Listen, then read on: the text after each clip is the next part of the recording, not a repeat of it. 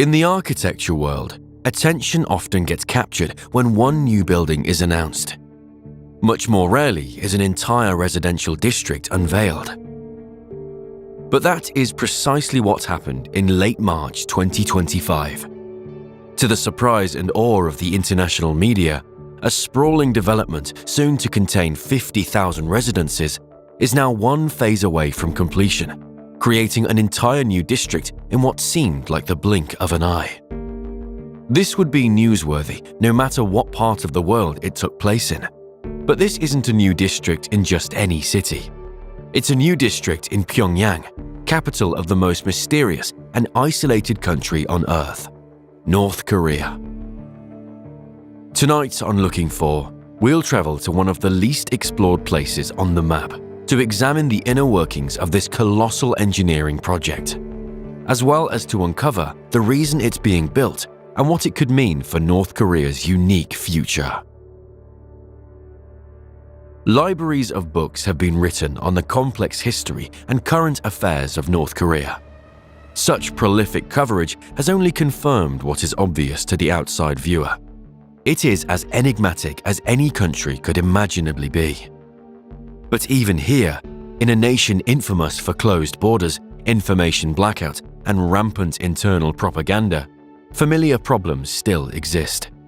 One such problem is housing. A study conducted in 2021 by neighboring South Korea concluded that in North Korea, households significantly outnumber actual houses. This is a polite way of saying that as much as 30% of North Korean families have nowhere they are legally allowed to live. As fate would have it, roughly around the same time the study came out and generated yet more bad international press, North Korea announced a bold new proposal. The country would build 50,000 new homes in the next 5 years. All 50,000 new homes were planned for the capital city of Pyongyang. And this alone caused immediate controversy. Most of the country's housing problems are in rural regions, whereas Pyongyang is considered to already have the highest overall standard of living in all of North Korea. However, any skeptical voices were soon drowned out by the sounds of celebration. Just 1 year later, the first 10,000 homes were already completed in the district of Songhua. This included a residential skyscraper with 83 floors, standing nearly 1,000 feet tall and becoming the second tallest building in the country. Less than 1 year after that, colorful celebrations took place on the streets of the capital again. This time to mark the completion of 10,000 more residences in the Hwasong district. And, like clockwork, yet another 10,000 were completed in 2024. As 2025 rolled around, North Korea had completed 30,000 of its 50,000 planned homes and was, by all outward appearances, running on schedule. And it's in the spring of 2025 that momentum ramped up and the world beyond North Korean borders started paying close attention. On Saturday, March the 15th, 2025, Supreme Leader Kim Jong-un strolled amidst the previous year's efforts. 10,000 more homes completed in Hwasong, putting the new total at 40,000. After what may have been a few tense moments, he signaled his approval. This was a major milestone in the project. The 50,000 homes were now nearly complete, and if the project stayed on schedule, it would likely be finished by the end of the year. In a relatively rare moment of transparency, North Korean state media released a photo to the press showing the impressive skyline that had already appeared as a result of several years of diligent effort. Along with this came new information about the project. The Korean Central News Agency, or KCNA, claimed that Kim Jong-un himself had been central to the planning and design of the developments, having, quote, energetically led the work. The developments were revealed to not only be strictly residential, but to also include educational, commercial, and service facilities. The opening ceremony was scheduled for April 15th, a national holiday in North Korea to commemorate the birthday of founder Kim Il-sung. State representatives have described the project as ushering in a, quote, new era of prosperity. It has also been reported that contrary to the impression some may have had when the project was first announced, North Korea is also building more housing in mining towns and rural areas. This loud and proud announcement has gotten the regime what it wanted: international attention. However, the supreme leader is likely disappointed by the kind of attention it is now getting. Though impressed by the speed and apparent success of this ambitious project, experts have not unilaterally applauded it in the way the regime likely hoped they would. And while state propaganda can only tell us so much, the commentary of journalists and others who have seen the country firsthand can tell us much more about what may be really going on in the Hwasong district and beyond. Thanks to the often daring work of anonymous reporters living inside the country, the picture, though incomplete, becomes far more detailed. One of the first and most significant question marks has been the degree to which these luxury high-rises are really all that luxurious to begin with. Pyongyang, once the darkest capital city at night of any around the globe, still suffers frequent power outages. Among other problems, this creates trouble in high-rise buildings that depend on elevators. Since the state decides who lives where, young people are reportedly put in residences on higher floors, while older residents are put on lower floors. Leaks are another issue. Reports have surfaced alleging that these buildings are not well constructed. One reporting partner inside the country claimed that construction crews are facing an accelerated schedule and supply shortages. And the result is that, quote, they frequently mix in materials you shouldn't use. Due to international limitations, most of the building materials for the project have to be locally sourced. The buildings are primarily being constructed out of concrete, but it's anybody's guess what the other materials this anonymous reporter is referring to are. The reporting partner also explained that, likely due to the haphazard construction, sinks on upper floors leak water onto lower floors, thanks to improper moisture proofing and rotting wallpaper. It's also reported that in one new high-rise apartment in the Songhua district that has experienced prolonged elevator malfunctions, scheduled occupants have been paying bribes just to ensure they aren't put on higher floors. An agency involved with the development has allegedly been trying to salvage the situation by promoting the message that walking upstairs is healthy and will extend your life. But skepticism extends far beyond the integrity of the buildings themselves. Some have also questioned the purpose of the project itself. Since it was first rebuilt in the 1950s, Pyongyang has often been described as a showpiece capital. It is purported to represent North Korean values and showcase the nation's successes, but it often seems to do the exact opposite, projecting an image to the outside world that ultimately masks the country's broader socio-economic challenges. The city was almost entirely destroyed during the Korean War, which lasted from 1950 until 1953.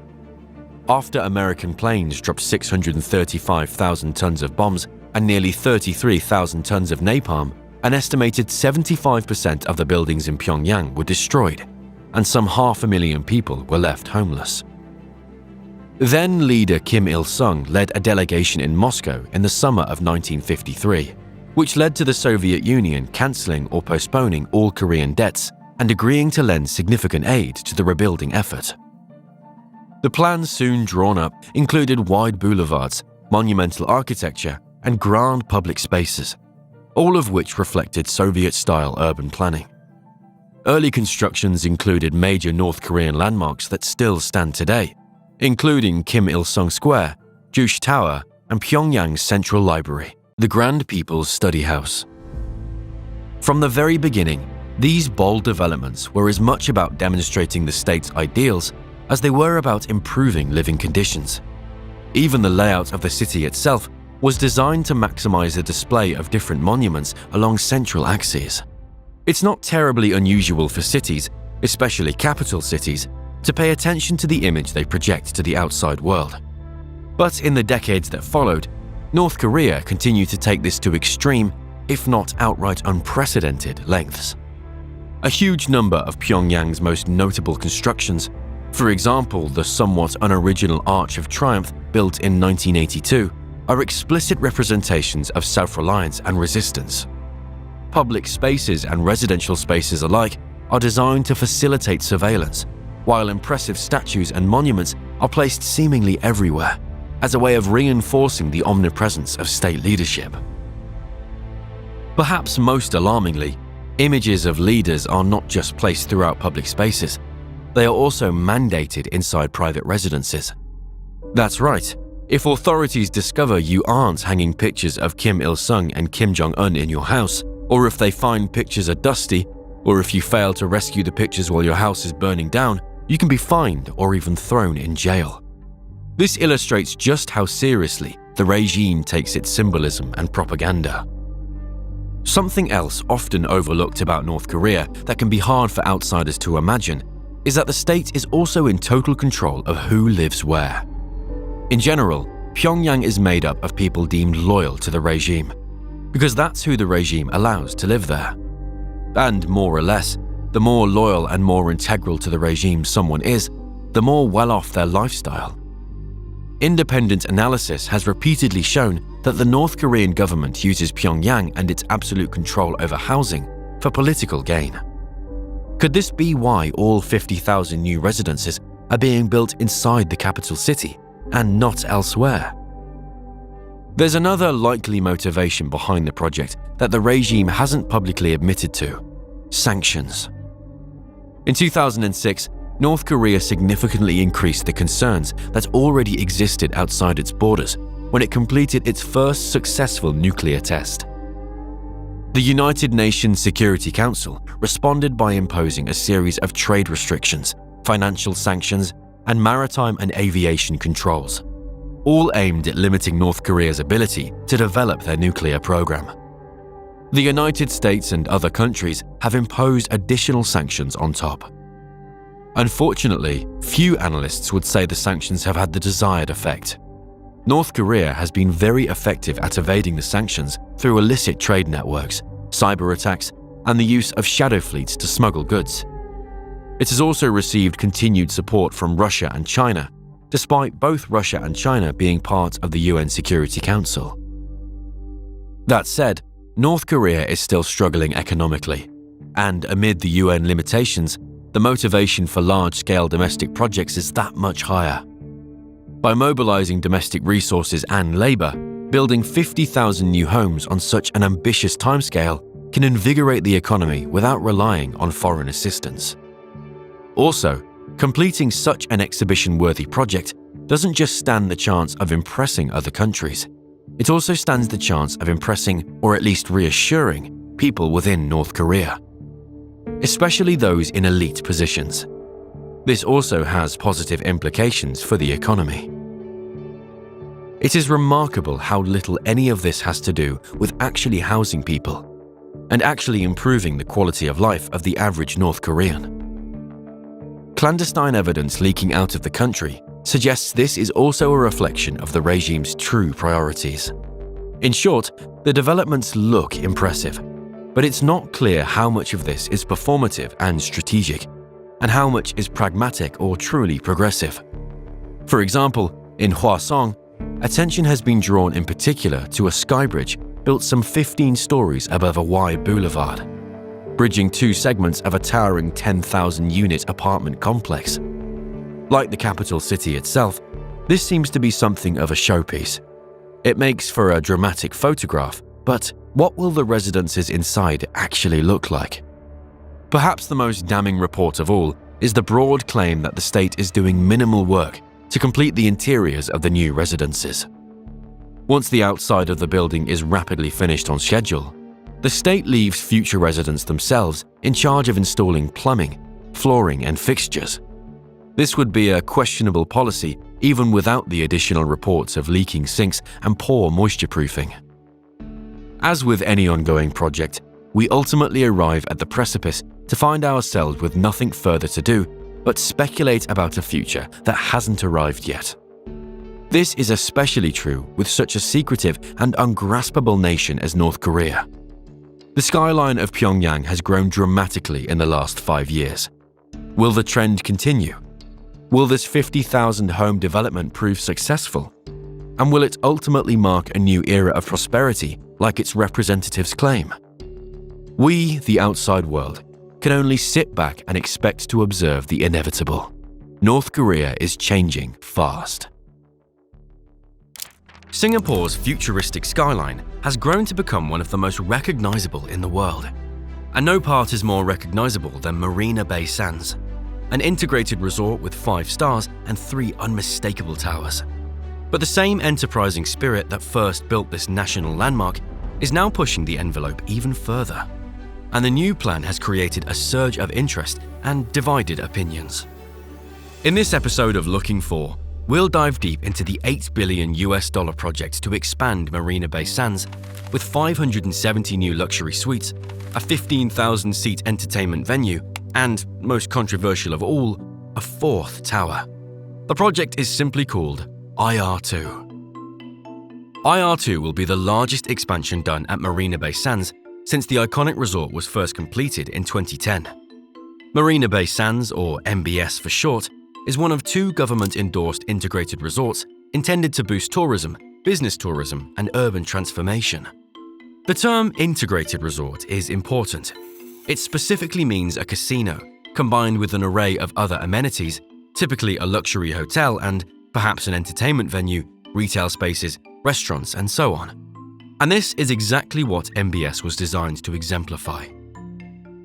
The full complex covers a total area of 929,000 square meters on the Marina Bay waterfront in downtown Singapore. And none of that landmass, despite being well over twice the size of Disneyland in California, would go to waste. MBS features a luxury hotel with 1,850 rooms and suites, with suites making up 775 of that total. The hotel is made up of 3 main towers, designed by the renowned architect Moshe Safdie, to frame the bay while appearing to lean in a fluid, almost impossible-looking way at angles up to 26 degrees off vertical. The hotel towers are between 55 and 57 floors, standing at approximately 191 meters. The 3 are then topped by a 340-meter flat structure, which significantly adds to the resort's unusual and striking appearance. MBS appears in one of the world's most popular video games, Mario Kart, on the game's Singapore Speedway track. In the game, this long, flat structure is depicted as an empty platform with a pool. But in real life, the structure is actually a one-of-a-kind observation deck called Sky Park. You can't actually drive on it, but you can swim in a 150-meter rooftop infinity pool, the largest in the world, as well as dine, drink, and enjoy the 360-degree view. But although it's the most visually recognizable part, the hotel and observation deck only constitute a fraction of the entire MBS complex. There's also a casino with a 15,000 square meter gaming floor, a massive 74,000 square meter luxury shopping center, 2 large entertainment theaters, dozens of high-end restaurants, and an enormous expo and convention center taking up a whopping 121,000 square meters. There's even an art and science museum with galleries displaying tech and art exhibitions from around the world. At the time of its opening, Marina Bay Sands was the most expensive standalone casino ever built, with an investment of $6.9 billion. The complex receives 45 million visitors each year and just celebrated its 500 millionth visitor in March of 2025. Net revenue in 2024 was $4.23 billion. Overall, since its opening, MBS is estimated to have contributed between 1.5% and 2.7% of Singapore's total GDP. Over 90% of procurement is spent on local suppliers, and the complex employs 11,800 people while creating approximately 20,000 additional jobs indirectly. For obvious reasons, Marina Bay Sands has been named a Singapore landmark and architectural icon, and it is arguably one of the most recognized and beautiful constructions in all of Southeast Asia. And all of that is important because it means MBS is cherished, not just economically, but culturally as well. So, needless to say, it was major news when it was announced that some multi-billion-dollar changes would be coming to this national symbol. The plan, known as IR2, was first made public back in April 2019. At that time, the estimated cost for the expansion was just over $3 billion. The initial proposal was more modest than its future version would prove to be, but it still came right out of the gate with what might be its most controversial aspect. the addition of a fourth tower. The 2019 plan included a 1,000-room tower to sit adjacent to the iconic original three. But before anyone could even begin to argue over the idea, the COVID pandemic put everything, including the IR2 project, on unexpected pause. The next time the public heard about IR2 again, half a decade had passed, and the scale of the project had significantly increased. The new budget, announced in October 2024, was $8 billion, and that price didn't come from nowhere. IR2 had been shifted towards ultra-luxury. Instead of 1,000 rooms, the new tower would have 570 luxury suites. IR2 would now be a standalone concept with its own separate casino. It would also now have its own Sky Park-style observation desk called Skyloop and a 15,000-seat arena.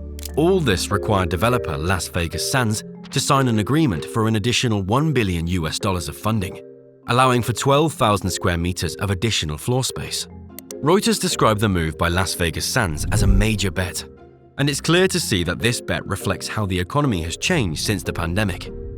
In short, it's a shift away from wealthy tourists and toward ultra-wealthy tourists. Across the globe, the post-pandemic world has seen rising travel costs and uneven economic recovery.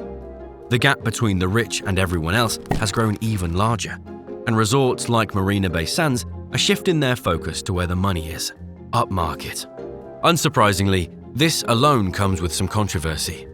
But it's not like MBS or owner Las Vegas Sands don't have a good reason to seek increased profits. Reuters also reported at the time of the announcement that Las Vegas Sands had missed analysts' expectations for quarterly profit, and one of the key reasons was lower than expected per-table income in Singapore. IR2 is, in large part, a strategy to increase that per-table income. So, what is that strategy in detail? Well, the first move Las Vegas Sands made was to invite the original architect of MBS, Moshe Safdie, to design IR2. Safdie was reportedly given a clear brief from the Singapore government, which, according to CNN, warned against messing with a national symbol. Speaking on the subject, Safdie told the press, quote, "The Urban Development Authority repeatedly said, 'This is our icon. Our people of Singapore love this, and we cannot do anything that is going to compromise it.' And that was very much on our minds as well. How to make something that has its own identity but is very complementary." Safdie also admitted that he initially considered the idea of expanding the Sky Park rooftop, to have it stretch across all 4 buildings, including the new one. But he changed his mind fairly quickly. Safdie opted for a less transformative strategy, putting the new 55-story tower off to the side and separate from the iconic original 3. According to CNN, Safdie at first considered the 4th tower to be comparable to the dot of an exclamation point. But after the pandemic and changing circumstances, Safdie's vision had to adjust. He decided to place the 4th tower even further from the other 3 than originally intended, placing the new 15,000-seat arena between them. His new plan was to, as he put it, make the buildings look related, like they're in the same family. One way Safdie achieved this was in his design of Skyloop, the observation deck/restaurant/public garden at the top of the new building. IR2 also echoes the curved, leaning tower form of the original 3 to ensure visual harmony in the Singapore skyline.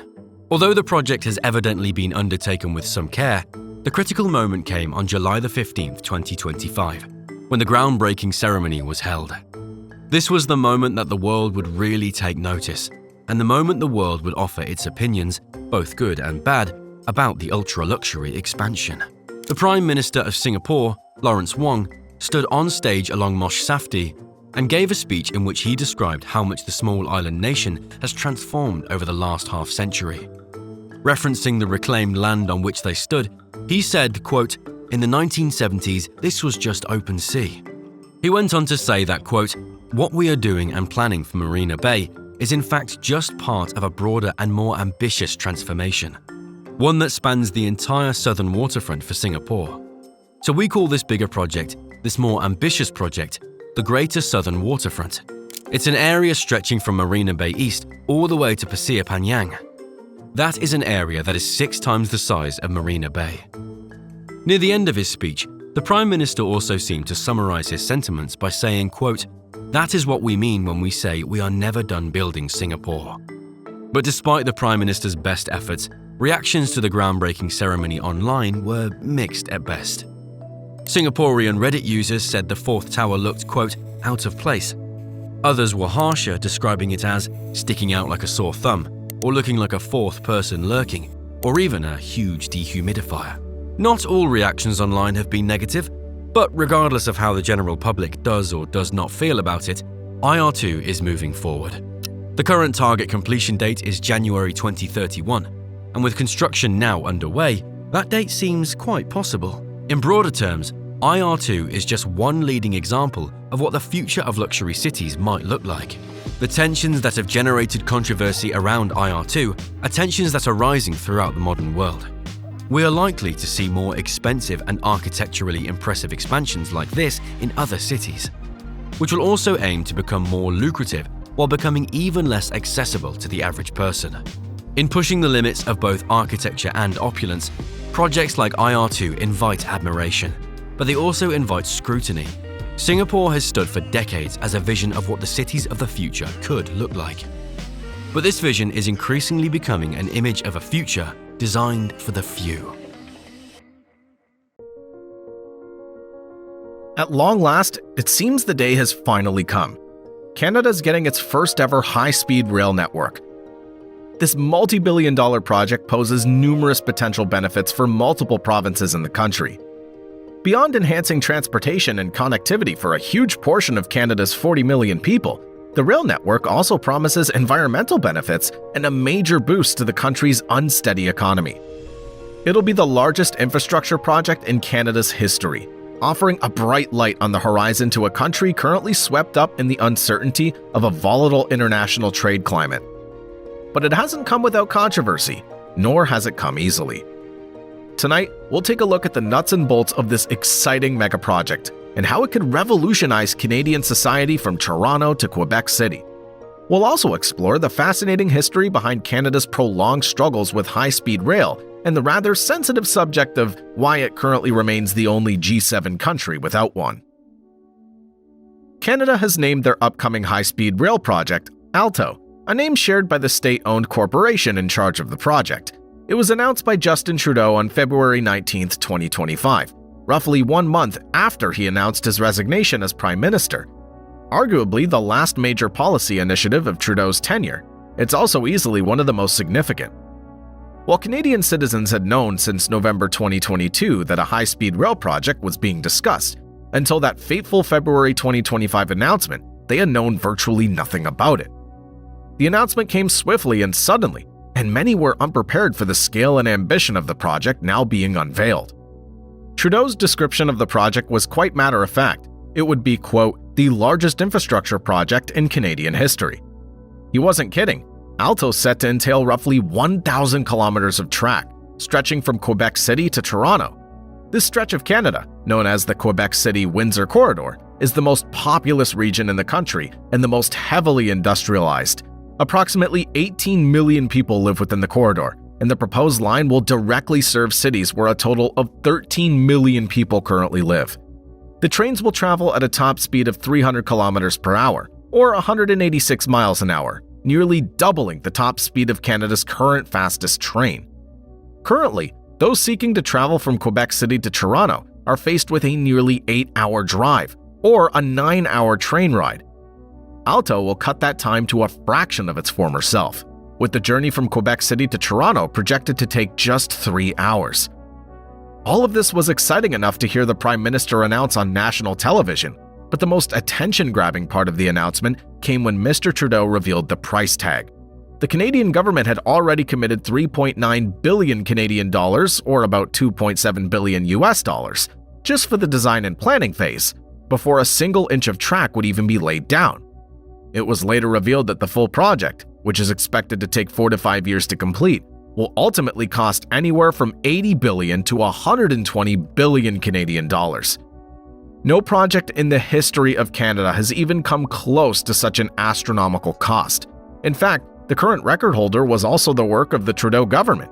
In 2018, Canada purchased the Trans Mountain Pipeline from Kinder Morgan for 4.5 billion Canadian dollars, then embarked on a still ongoing expansion project that's racked up a total cost of $34 billion. To call that project controversial would be an understatement. From widespread concerns about environmental impacts to concerns over indigenous rights, and even to concerns over its legality, the Trans Mountain Pipeline project would have rocked the boat even without its exorbitant price. It was in the wake of this ongoing controversy that Alto was then announced, a project declared right from the start to be at least 2 to 3 times more expensive. Needless to say, this raised some concerns, and we'll return to those in more detail soon enough. But in the immediate wake of the unveiling of this monster price tag, onlookers in Canada and around the world didn't have much time to think about dollars before being swept away by the potential transformations to Canadian society that are now, at long last, on offer. Alto is planned to have 7 major stations, from north to south. The line will cover Quebec City, Trois-Rivières, Laval, Montreal, Ottawa, Peterborough, and finally Toronto. Of the 6 journeys between these stations, 4 are projected to be faster than even air travel when factoring in total time spent. All 6 journeys are also projected to nearly double, or more than double, the speed of driving or existing railways. To reduce delays and enhance reliability, the passenger rails and freight rails will be completely separated from each other. The entire corridor will also be fully electrified, which means the rail line is projected to have a large-scale positive environmental impact on everything. Specific architectural plans for the individual stations still haven't been announced, but major urban centers like Toronto and Montreal are likely to use existing transportation hubs. Union Station in Toronto is currently undergoing a large enhancement project, so it's possible that Alto will utilize the newly enhanced station along its 1,000-kilometer route. A study by the C.D. Howe Institute found that over 6 decades, the rail line could generate between 15 and 27 billion Canadian dollars of value for citizens in the area, and that the number of people served by the rail line could eventually rise to more than 43 million. But if transforming the most populous region of Canada with high-speed rail were that simple, the truth is, the country would have done it a long time ago. Many remain wary of putting their faith in this new project, and when you glance at the history of high-speed rail in Canada, you begin to see why. The first murmurings about high-speed rail in Canada date all the way back to the 1960s. That was when the Canadian National Railway introduced something called the UAC Turbo Train. Built in the United States by the United Aircraft Corporation, these were gas turbine trains which featured technologies that were advanced for their time, including articulated cars and passive tilting. Best of all, they were blisteringly fast by 1960 standards. In a 1967 test run in New Jersey, the train hit 170 miles an hour. But in a subsequent test run held in Canada in 1976, the train maxed out at only 140 miles an hour. This was not the only issue the train would eventually face in Canada. It also struggled with reliability issues. And because the system had been designed to share tracks between the turbo train and freight services, the turbo train was even further constrained. Canadian journalists also gave the experience of riding the turbo train poor reviews, citing sharp jerks during turns and excessively loud rail noise. All of this combined to limit actual passenger travel to just 100 miles an hour. Still faster than driving, but admittedly quite a disappointment nonetheless. After its initial launch in 1968, the turbo train was retired in 1982 by the Canadian authorities. Few would have expected the 1960s to be the peak of high-speed transportation in Canada. But surprisingly, to this day, the turbo train holds the Canadian speed record, nearly 50 years after it was set. Over the decades that followed, numerous studies were done that demonstrated just how transformative a new high-speed rail project would be for Canada's most populous areas. It became a familiar talking point among Canadian politicians as well. But as the world moved into the 21st century, and as other first world nations throughout Europe started operating high-speed rail systems while countries like Japan and China expanded theirs into futuristic territory, Canada remained conspicuously absent on the list. In 2003, when the United Kingdom introduced the HS1 line to the Channel Tunnel, Canada became the only G7 country without any high-speed trains. Even the United States, a country frequently bemoaned for its inadequate public transportation, is home to the fastest train in the Americas, the Acela, which carries millions of passengers each year from Boston all the way to Washington, D.C. at a top speed of 150 miles per hour. The fastest train in Canada, meanwhile, tops out at just 100. This isn't surprising when one looks at the history of investment.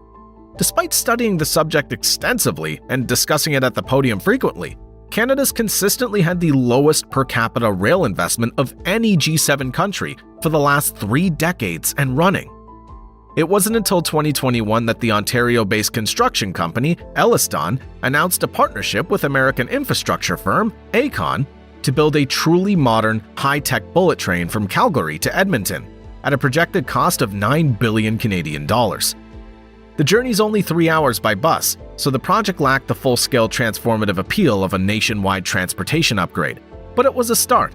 Better yet, the proposed speed for the train was surprisingly high, 250 miles an hour at full sprint, rivaling the world's fastest in China. The project was given the name Prairie Link, and it marked the first tangible step toward Canadian high-speed rail in decades. However, the project faced some obstacles, one being that 100% of its funding was going to come from the private sector. That wasn't a strategic choice, it was a necessity. Back in 2014, the Legislative Assembly of Alberta issued a report declaring that the government should not invest in a new transit system. The director of Prairie Link, Jeffrey Hansen Carlson, was quoted when the project was announced, saying, "On a project this complex, it's never as easy as taking the population, estimating how many people are going to ride the train, and then multiplying that by the ticket price. It would seem, however, that the Alberta government did not, and does not even to this day, agree. As of the time of this video, Prairie Link remains in the planning and development stage. Although a $9 million budget was allocated in April 2024 for a comprehensive study that hopes to approve the rail line, or at least move it along to the next bureaucratic step, by the summer of 2025. It's far from impossible that Prairie Link will eventually get built, but the wider reality is that both it and the decades that preceded it have made Canadian citizens cynical about the prospect of ever actually riding a bullet train in their country. The grand scale of Alto is something few could resist noticing. Forget high-speed rail. No infrastructure project of any kind can rival it in Canadian history. But does that mean it'll be the one that finally breaks through and succeeds? Or will it be another frustrating chapter in the nation's troubled quest for high-speed rail? There are plenty of reasons for skepticism, from politicians making big promises to billions spent on studies and feasibility reports with no actual tracks laid down for decades and running. But there are some reasons to be hopeful, too. For one, there are different ways to interpret the historic level of funding. A cynic might say it just makes the project even less likely to get off the ground, but it also demonstrates a level of commitment the Canadian government has never made before. The funding also hasn't come out of thin air. The project's backed by a large international consortium called Cadence, which brings together the expertise and operational experience of several high-profile companies in Canada and Europe. Also, unlike other projects in the past, Alto's no longer just a study. It's a federally backed crown corporation with a mandate to deliver. That's why the Prime Minister of the country announced it on national television and generated far-reaching headlines. It's also worth considering how public appetites have changed. There's arguably never been more support for green infrastructure, and while controversy may surround some of Canada's other recent projects and some of the costs, consensus seems overwhelming that Alto is a good idea, and that it would have a massively positive impact not only on Canadian life, but also on the environment. Whatever the odds, Canada's up against some significantly high stakes. It's been the only G7 country without a high-speed rail system for more than 2 decades now. Critics say the country is overly reliant on cars and air travel, and that its mobility is inadequately future-proof. Bringing Alto to life would change all of that. Canada would not only join the other G7 countries, but immediately enter the upper echelon. Alto would be the fastest train in the Americas, beating out the United States Acela train by tens of miles per hour. Domestic life could change dramatically for tens of millions of Canadians, not to mention international business and tourism. The change in how cities connect could have an impact on economic integration, political cohesion, and even equity between regions. We may see a spike in growth across several cities in Canada, including some which are already growing, like Toronto, if Alto gets built and becomes fully operational. But the reality is, construction hasn't started. Costs might balloon even more. Governments change. Priorities shift. This project is still far from guaranteed. What can be said at this stage is that it's by far the biggest leap forward in the history of Canadian high-speed rail. And if any project has a shot at bestowing the nation with the long overdue benefits it has sought for decades, Alto is it.